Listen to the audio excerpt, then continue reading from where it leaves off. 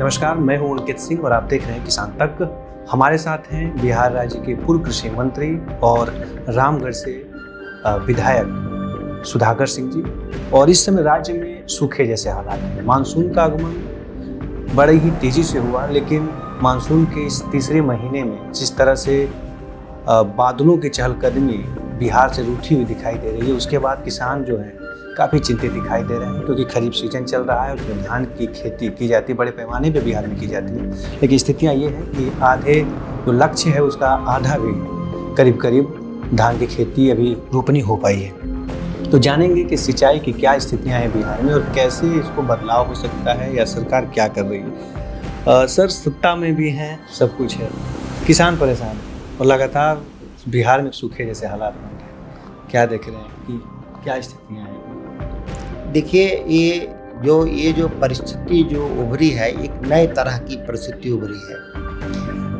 नए तरह की परिस्थिति उभरने का कहने का मेरा मकसद ये है कि जुलाई जो सबसे पिकावर होता है खेती के लिए, उस समय बारिश नहीं हो पा रहा है और पिछली बार भी ये परिस्थिति उभरा था और कमोबेश उत्तर भारत में हो रहा है। उत्तर प्रदेश, बिहार, झारखंड, कुछ बंगाल का हिस्सा लिए। इस साल थोड़ी स्थिति और भयावह है,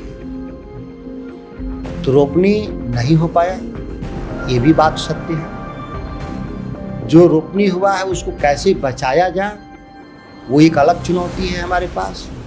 तो कई स्तरों पे देखें तो प्लान करना होगा। एक तात्कालिक व्यवस्था जो हमको शॉर्ट टर्म में जो टेम्पररी अरेंजमेंट करना होगा, जिसको इस परेशानी को थोड़ा कम किया जा सके, समाप्त तो नहीं होगा। दूसरा है long term plan. Short term में सबसे ज़रूरी था, जिसकी मैं मांग करता रहा बिहार सरकार के सामने, कि जो हमारे पास जो बिजली की उपलब्धता है वह किसानों के लिए उपलब्धता आधारित कर दीजिए। जितना घंटे बिजली पटना में है उतने घंटे आप बिजली किसानों को दीजिएगा, तो अपने बोरवेल के जरिए खेती को बचाएगा। ये शॉर्ट टर्म प्लान था। जब परिस्थितियां विपरीत हों और भोजन के बिना इंसान जिंदा नहीं रह सकता, तो इस भोजन के संकट से रोकने के लिए, भोजन संकट न पैदा हो, इसके लिए हमको 24 घंटा बिजली देने में क्या हर्ज है? इससे कहाँ नुकसान है राज्य सरकार को? और जहाँ बिजली नहीं पहुँच रहा है वहाँ पे डीजल अनुदान दे दे, किसान डीजल से भी खेती करता है। तीसरा था कि उन इलाकों में जहाँ मॉइस्चर कंटेंट बहुत कम है, जहाँ बारिश एकदम नहीं हुआ है, जो भागलपुर के जो इलाका है मुंगेर का, जो सबसे ज़्यादा प्रभावित है, वहाँ पर मिलेट, मोटे अनाजों का बीज की उपलब्धता कर दे सरकार की, कुछ अनाज पैदा हो जाएगा। तो इससे इंसान के लिए भी हो जाएगा, जानवरों के लिए भी हो जाएगा। ये हो गया short term plan. Long term plan करना होगा कि हमारा जो वाटर मैनेजमेंट का सिस्टम है बिहार में, वो एकदम कमज़ोर पड़ता जा रहा है। वाटर मैनेजमेंट, इस मामले में मैं कह रहा हूँ कि वाटर मैनेजमेंट हमारा कमज़ोर पड़ता जा रहा है कि 2004 2005 कहा जाए, 5 के इरिगेशन डिपार्टमेंट के आप बजट भाषण को देख लीजिए, तब उस समय एक्चुअल जो पटवन था वो 12,60,000 हेक्टेयर था पटवन। अब जब हम आते हैं यहाँ 2023 में, तो मैंने अभी बजट जो भाषण मैंने पढ़ा मंत्री का, तो ये हमारे 9,66,000 हेक्टेयर ही पटवन हो रहा है। तो ये 25% मेरा पटवन घटा है। घटने का मतलब क्या? नहरी व्यवस्था या चीज़ों को स्वाभाविक है कि जो हमारी जो नहरी सिस्टम है उसको प्रॉपर हम मैनेज नहीं कर पा रहे हैं। रिस्टोरेशन का किया जाता है। कोई भी जब आप प्रोजेक्ट बनाते हैं तो 15 साल 20 साल में आपको रिस्टोर करना पड़ता है। गाद भर जाता है उसके चैनल्स में, जो पानी जो जिस नहरों से जाता है वो गाद भर जाता है। वैसे ही जैसे शरीर में जो नसें हैं, एक समय के साथ कोलेस्ट्रॉल उसमें जमते जमते हार्ट अटैक हो जाता है, ठीक इरिगेशन में वैसे ही होता है। वो गाद जाता है और नहरों में सिल्ट जमा आ गए, तो डिसिल्टेशन करना होता है। इसके बाद न्यू क्रिएशन होता है। ऐसा नहीं है कि बजट कम था, पूरे बजट के बाद भी आप 25% कम हो जाना बिहार के लिए चिंता का विषय है। सरकार तो लगातार जो है सिंचाई मंत्री जो है तमाम कह रहे हैं कि हमने सिंचाई के हर खेत तक सिंचाई की बातें की जा रही हैं, लेकिन आपने इसी बीच में एक दावा किया कि 4 के पहले कहीं ना कहीं आरजेडी जब पूरी तरह से बिहार में थी, उसके बाद सिंचाई का जो क्षेत्र है वो कम हुआ? मैंने सोर्स कम? तुलनात्मक रूप से एक बात को रखा जो सरकार के ही तथ्य हैं, ये तो कोई मैं अपनी बात नहीं कर रहा हूँ, जो सरकार के तथ्य हैं। 25% तो पटवन अब घटा दिए बिहार में, जो मेजर इरिगेशन बिल बोलते हैं। अब माइनर इरिगेशन में आप देख रहे होंगे ट्यूबवेल हैं जी, एक ट्यूबवेल करीब करीब बिहार के आधे फेल हो गए। एक बात को हमेशा ध्यान दीजिए कि मेरी नहरें चलें और पटवन ना हो तो मतलब आपकी अधिकारियों कर्मचारियों की लापरवाही है कि अगर अधिकारी और कर्मचारी प्रॉपर उसको घूम के नहीं देखेगा, विजिल नहीं रहेगा, तो आप ये मान के चलिए कि पानी उसके अपव्यय होते हैं, वो नदियों में चले जाएंगे, राजबाहों में चले जाएंगे, जिससे पटवन नहीं होता। हर पानी पटवन का नहीं होता, पानी कुछ बाढ़ का भी होता है, तो बाढ़ का तो पानी पटवन नहीं होगा। जो नदियों के फेटे में है जब उससे तो आप पटवन नहीं कर सकते। हम तो पानी सरफेस के जरिए, जो सरफेस पर पानी है उसी को हम इस्तेमाल कर सकते हैं, क्योंकि ये पूरी जो पानी है वो पानी दो ही तरीक़ा से चलेगा, गुरुत्वाकर्षण से चलेगा, ढलान पर पानी डगरेगा। ये तो नहीं है कि ढलान के विपरीत जाके गुरुत्वाकर्षण के खिलाफ पानी हो जाएगा।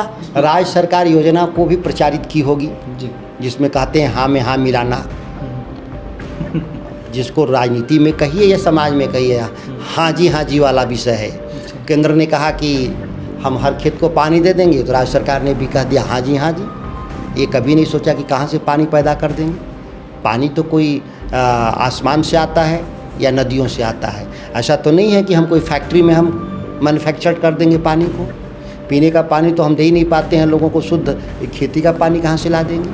हम बेहतरीन प्रबंधन के जरिए, मैंने कहा कि अगर सरकार चाहे तो जैसे हमारा उत्तर बिहार है, सरप्लस वाटर एरिया है, तो वहाँ बोरवेल के जरिए पानी ले सकते हैं।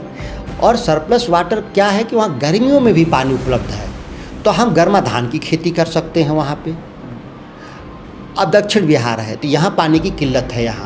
यहाँ पे जो नदियाँ हैं वो पेरिनियल रिवर नहीं है, वो बरसाती नदियाँ हैं, तो बरसात के समय हम खेती कर सकते हैं। यहाँ हम भूगर्भ को ज़्यादा ले नहीं सकते, एक लिमिटेशन है, तो हमको क्रॉप पैटर्न चेंज करना होगा। हर खेत पर हमको धान नहीं पैदा करना होगा। जैसे कि राजस्थान में जहाँ ड्रॉट एरिया है तो वहाँ पे फसल होता है, वो सरसों उगाते हैं, ज्वार बाजरा उगाते हैं, मोटे फसल उगाते हैं, तो हमको क्रॉप पैटर्न चेंज कर देना होगा।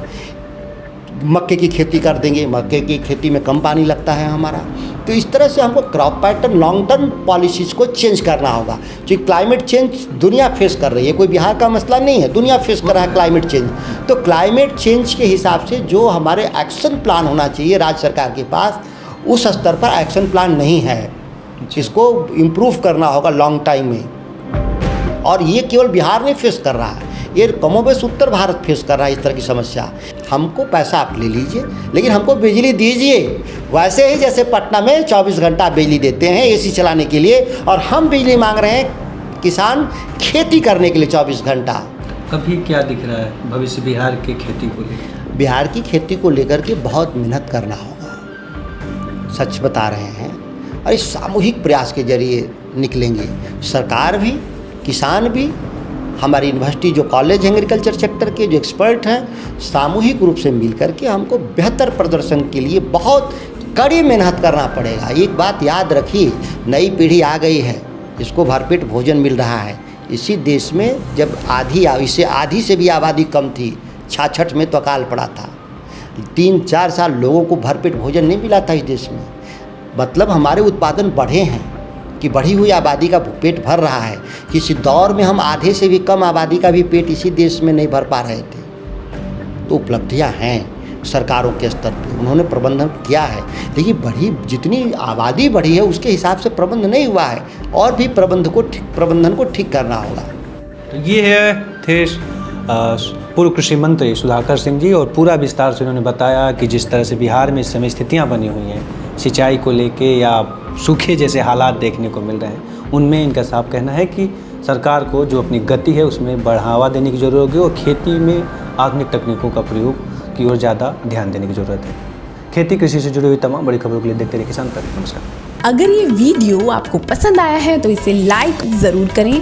अगर चैनल अभी तक सब्सक्राइब नहीं किया है तो कर लें, और नोटिफिकेशन पाने के लिए बेल आइकन भी दबा दें।